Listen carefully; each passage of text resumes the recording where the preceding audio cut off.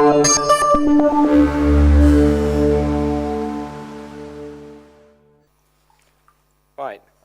Good morning, everybody. My name is Ton. I'm based in the Netherlands, where I've been working, as well as outside of the Netherlands, on open data for about 6 years now. And I was asked to provide some examples and discuss some aspects of what we've been doing in the Netherlands. And it will be a mixed message, and that's why I put this picture up. Unlike Sweden, in the Netherlands when it snows, and we get about 5 millimeters of snow, the entire country comes to a gridlock standstill. We can't really deal with snow. And this is a data visualization of traffic congestion when that happens. All the red lines is sort of, this is just a centimeter of snow. This is not serious snowfall, but this is what happens if it snows a little bit. And the white fog is the snow sort of flowing over the country. And open data in the Netherlands is like that. There's exciting stuff happening, which are the red lines, but also quite a lot of it is still undefined and foggy. So it's a mixed message what is going on. If you look from the outside, we're actually doing quite well. If you look at the International Open Data Census of the Open Knowledge Foundation, we're quite high up in the rankings, which is nice. And if you look at the European PSI scoreboard, which is up at the EPSI platform, we're also doing well. So that's good. That seems to be going very good. But if you look at the Open Data Barometer, the picture is already a bit more mixed. We score high on readiness, which is good, but that doesn't imply action. And you can see that on the left-hand side where the impact bits are all empty. So there's a lot of momentum to do stuff, but then we don't act in a way that actually delivers on the promise. So we're ready, but we're still waiting. And so what's happening is that after several years of efforts, we're now sort of going down the slope of the hype curve and becoming slightly disillusioned with what we are achieving. And so we're sort of rapidly going down. And you can see that, for instance, if you look at the data portal of my hometown, that they started in 2011, they were enthusiastic, let's do this. They put up data sets, then they didn't really keep that up. They just put it out once, and then nobody used it, and then the budget was cut, and then nothing happens. And now there's a disillusion. We tried, and nothing happened. At the same time, I'm now working with these civil servants that built this data portal, and I'm sending them freedom of information requests, saying, I want to have that data, please publish it on the platform. And that works, because there's no budget to do something proactively, but if there's a freedom of information request, they must act within 4 weeks. And then they have a separate process for that, so that works. But it shows you that that energy for proactively doing stuff was sort of diminishing over time, and now, for now, we do it with the sort of the stick approach. Looking forward, now that we're going down that hype curve, I think there's a number of challenges in the Netherlands and maybe in Europe in general when it comes to open data, and I would like to explore them with you using some examples from open data projects in the Netherlands. The first is that if you look at the open data discussion, if you want to do open data fruitfully, the accent must be on the open and not on the data. If you start talking about the data, and big data is attractive because it focuses on the data, and it's also still on the peak of the hype curve and it's not on the downward slope, so that's more fun it seems. But if you focus on the data, a lot of the discussion quite quickly gets very technocratic, very technology oriented, and you move away from talking about the possible impacts and how you actually organize the circumstances under which you get impact from using data in society. And if you don't focus on the openness, you get lots of intriguing data, but nobody will be able to use it. This is a screenshot of the National Data Warehouse for traffic data. The first visualization on my first slide was based on data from these people. And that data has already been there for a long time, but they haven't been opening it up. So using it was expensive, and you saw very little reuse. Luckily, the Ministry for Infrastructure and Environment has committed to opening up all of their core data sets before 2015, and this is part of that. So right now, last month, they started publishing 600 million data records as open data every 24 hours. This is real-time traffic information, all the sensors in the roads and the highways, all that stuff being published. And now you will see that there's more people jumping into that to experiment with the data and see what you can do. So the openness is much more important than actually having the data. And if you publish data, you do need to focus on making it findable. Postcodes, also part of a data set held by the Ministry for Infrastructure, officially were open data since early 2012, so about 2 years now. The thing is, if you don't know where it is, you will not find it. And that means it's not really open. They still pride themselves on opening this up. They have press releases saying, we've opened up the postcodes, great. But if you want to find it, and you don't know where to start, it will take you about 2 hours to figure out where the data actually is. And then you have a bigger data set where the postcodes are in, and you'll find it. And as an experiment, I tried that, so pretending I didn't know anything about it, and it took me 2 hours to find the data sets, because all the traces that are there are dead, the links are dead, the cadastral office who actually holds the data does not link to it themselves. You have to go to another government website where they provide the link, and then so if you don't focus on that openness, there's a lot that you miss out on. And that's why I'm slightly disappointed with the Dutch action plan for the Open Government Partnership. Open Government Partnership specifies that your action plan needs to contain stretch goals, it needs to be ambitious. If you look in the Dutch action plan, it's not ambitious.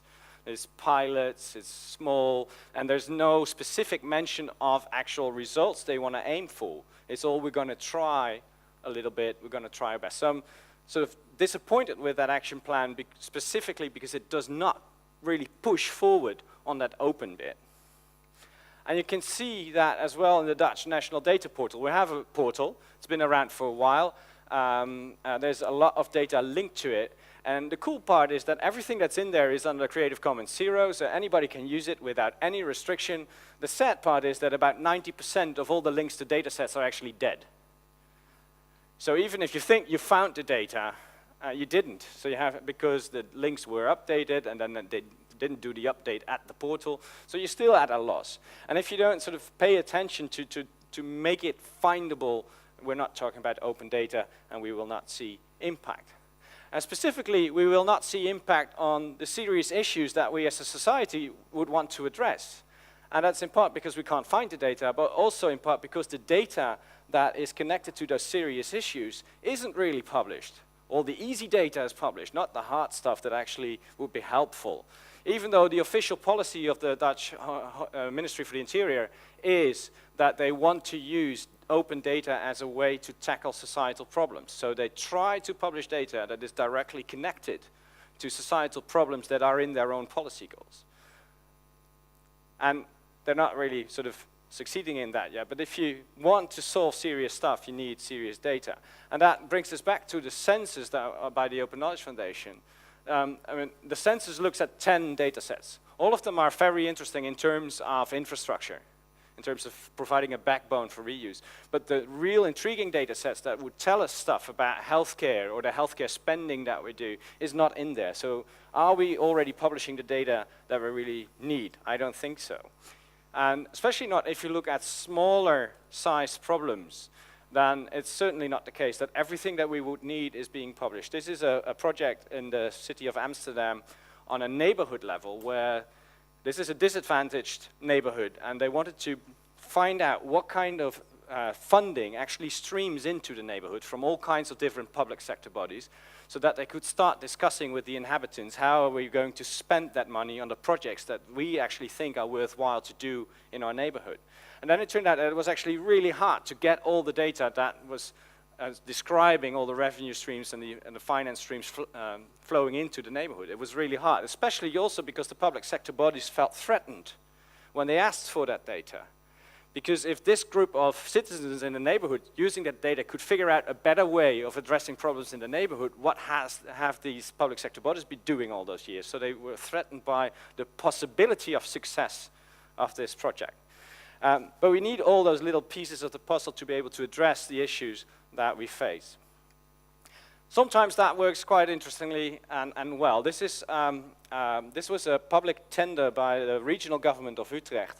They wanted to tender out experimental projects for ideas on how to battle traffic congestion. We're sort of a closely populated country, so congestion for us is a big issue. But they realized that if you want to have new solutions to existing problems, you also need to provide new instruments for people to be able to come up with those new ideas. So as part of the tender, they published a full list of all the data sets that we helped put together for them. All the data sets that actually described every aspect that might be of influence on traffic congestion, from events to weather conditions to actual traffic on the road, to where sort of points of interest were, sort of ebb and flow of peak hours and non-peak hours, all that data, we put it in a big list and added it to the tender as sort of in a visualized way as well, as you can see, as a way to inspire market parties to respond with different ideas based on different inputs. And that's sort of an interesting way of combining serious data with serious issues. And surprisingly, in the Netherlands, the Court of Audit is a positive force for change in this, because they go into different public sector bodies to see how they spend their money, how they implement their policies, and how effective they are. And they are now routinely adding open data paragraphs to their reports and to their advices, pushing public sector bodies, we can't really look into that issue with you because we don't really have the data, or that data is crappy. Maybe you should publish it so that other people would help us address the issues that we see. And because, these guys are mentioned in the Constitution, unlike any other ministry in the country, so they have a bit of power behind that. If they suggest something, ministries tend to listen. So that's a positive force for change in the Netherlands, that they are now routinely adding these open data suggestions to their work. So that's good. So if we have that data out there and people start working with it, then we want to see impact. The thing is that we tend to look for impact in the wrong places. We already heard the question, where's the next Google? And that happens a lot. If we think about impact of open data, we tend to look at the big splashes, the big craters on the moon. And if that doesn't happen, we're disappointed. Even though in the same picture, there's a myriad of other smaller craters, of smaller impacts that together are interesting. So it's a pitfall to look at that sort of big splash. And of course, there are big splashes, but they're not all inside your own country. When the Dutch Meteo started opening up their data, that sort of, over the course of the first 3 years, generated 100 new jobs and 35 million in additional tax revenue. So that's a good case. But it's also a very big data set in a very specific situation. So it's a unique but also big splash. And it's nice to know that Finnish SMEs grow on average 15% faster if they have free access to all the geodata. But this is an exception to the rule. It's still one specific area where you can see it. And when Spain creates 5,000 new jobs, that's also interesting. But these are sort of the bigger splashes in the pond, and they're sort of not as immediate as you would expect. So the Dutch Meteo data has been published already for 6 years. It took a while for that impact to materialize. It's much more interesting to look at the smaller impacts, because in aggregate, all those small impacts also add up to a pretty big impact. And the budget monitoring project in Amsterdam that I mentioned is a case in point, where it's about small sets of data creating little interventions in a neighborhood that actually change people's lives, and that's the type of impact that you're looking for. There's a lot of discussion in the Netherlands about the costs of open data. It's expensive to do, and that sort of thing. A lot of that is, for me, is attached to the way that we look at openness and that we look at data protection. This is sort of how we tend to treat it right now. We build something, a building, and then we think, oh, there should be some openness. We should do something, and then we tack on a little sort of glass box on the side. So we publish data and we worry about privacy and data protection at the very end of the process, never at the beginning. If we would do openness and data protection while designing the building on the left, so build it right into the fundaments, we would shape different buildings, we would create something different. Now we're doing it at the end, and that's the most costly way of actually doing open data. Trying to fix it all at the end after you've had the chance to actually design it in. And that's why it's interesting to look at public sector bodies that actually flipped that around and said, well, we're going to do openness by design. This is the Dutch Department for Cultural Heritage, so they're responsible for all the archaeological data in the country, all the monuments, subsidies to monument owners. They have quite a few unique large data sets. And already a couple of years ago, they flipped their attitude, saying openness needs to be part of the way that we actually design our information processes. And I've just interviewed them for a cost study to see how much money they actually spent on open data. And basically the answer was, A, we think it's zero, and B, we probably don't know because we can't really sort of separate open data costs from our operational costs. Yes, we spent millions and millions on digitizing our analog archives into a digital format, but we're going to do that anyway. And the fact that we're opening it up is sort of an additional side effect of what we're doing anyway. So they can't separate those open data costs anymore because it's integral to the vision of how they want to shape their organization. So, and my personal sort of conclusion from the study that we did, we just handed it in to the ministry, so it's not published yet, and but my personal sort of summary of it, open data is only costly if you're doing it wrong. If you do it right, it is probably the cheapest way of going forward. And that's good, because open data, if you want to, as a public sector body, have real impact with open data, you have to treat it as a policy instrument. You have to, if you want to be motivated yourself to open data, don't do it because somebody else will have economic benefit of it. Don't do it because somebody else wants transparency. Do it because it helps you achieving your policy goals. Publishing data is an intervention in your policy field, just like giving citizens information is an intervention to help shape their decisions and help shape their thoughts so that they actually contribute to reaching your policy goals. So open data is a policy instrument. It's part of the interplay between real issues and the stakeholders that are connected to that issue. And if you want to reach new stakeholders that are not part of the discussion right now, you will need to feed them information and material that draws them in, and open data might just be a tool to do that. I've just took on a project as the project lead for the City of Amsterdam's open data work, and that's precisely what they do. They say, we're going to open those data sets first that will help our civil servants do their work better.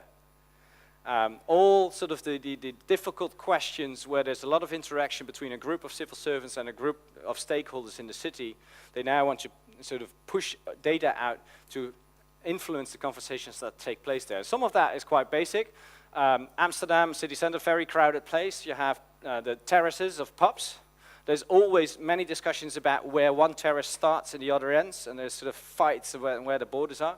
And the data on that is pretty good. On a centimeter precise way, they've defined all the terraces and the permits attached to it. But the civil servants don't have that level of insight, and the pub owners don't either. So to influence and to make it easier to discuss all the issues around these pub terraces, they are pushing out the data in a very detailed way so that it actually changes the conversations between the city and the people who want these permits. Same is true for another city in the north, Leeuwarden, where we, in a project last year, took their city council program, took all the policy goals that they had, and then looked at the data that I had internally and matched it up, saying, okay, if you want to do this, and you want to see new stuff happen, then this is the data you should be publishing, because it's connected to this policy issue. If you want to have less traffic in your inner city, why don't you publish real-time information about available parking spaces? You already have these big signs on the ring road. Why don't you provide that data directly to stakeholders who might be able to put it in navigation software, whatever?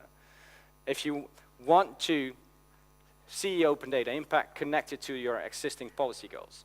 And there's, on the local level, a lot of hopeful signs that is happening. This is last week, the new data portal of the city and province of Groningen, which is in the north of the country, launched.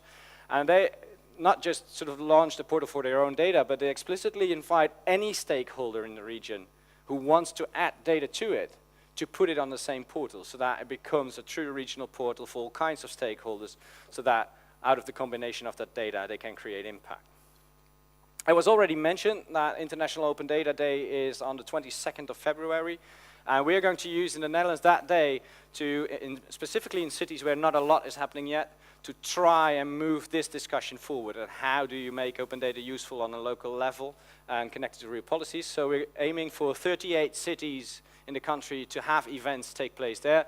As you can see, not all of them are green yet, so we still have a little bit of work to do to convince about 3/4 of these cities to actually do something, but we're slowly moving forward. But this means one day 38 cities will focus on how to create impact, and we hope that will also create new discussions.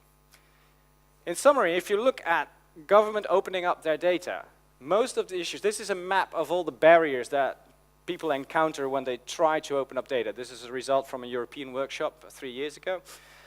If you look at the barriers that people really encounter, all the smaller bubbles are about the usual suspects. The small bubbles are about the technological barriers, the legal barriers, that sort of stuff. The real big clouds are about transition. Transition for the government, from being afraid what will happen if we open up the floodgates, to, oh, maybe there's something to it, but how do we structure it, how do we organize it, how do we finance it, to, okay, now we've published it, how do we interact with the public around that? It's a transition in attitude. And the same transition is happening on the outside. For me as a reuser, first I need to figure out whether the data is there, then what it means, and then maybe I can do something with it, and then I have to go back. What does it actually mean, this data?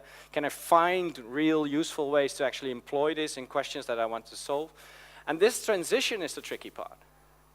And if you, sort of like I said at the start, if you don't focus on the open in open data, but on the data, you miss the transition part. This is sort of the mental shift that we're going through. And this is also the important part for me. If we don't do this, we will disrupt the way that our government works. And so a lot of the institutions that we have, I'm convinced, will crumble if we don't make that transition. And lastly, we also need to move beyond government data. We're talking about open data for government mostly because all of us as a citizen have a direct stake in what government does. So it's an easy conversation to start with government about opening up. For companies, that's actually harder because not all companies that exist, I have a direct stake in as a citizen. But for a lot of issues, the interesting data is not inside government. This is the linked data cloud as of September 2 years ago. All the green bubbles to the left are government data. All the other stuff is non-government data. So there's a lot of data around a lot of issues that resides in private sector organizations.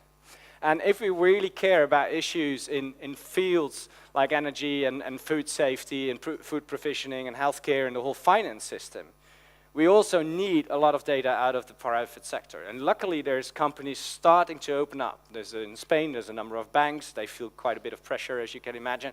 So they're opening up. In the Netherlands, this company, Leander, is responsible for the infrastructure providing electricity and providing gas to households. So they maintain the gas pipes in the country and the high voltage power lines. And they started opening up their data 2 months ago on a finely grained details on postcode levels to show what kind of usage of energy and gas is taking place on a household level. And that means that for the first time, I, as a citizen, I can actually compare my own usage to whatever is happening around me and see whether that is good or whether that's average or a lot of waste. So it might influence my behavior. And we need more companies like these to open up that sort of stuff. And they do it because for them it's important as well, because more people start to generate their own electricity, and that creates sort of tensions in the grid, that creates challenges on how to balance sort of power provision and power generation. So they have also a stake in doing this because it will help them be of better service.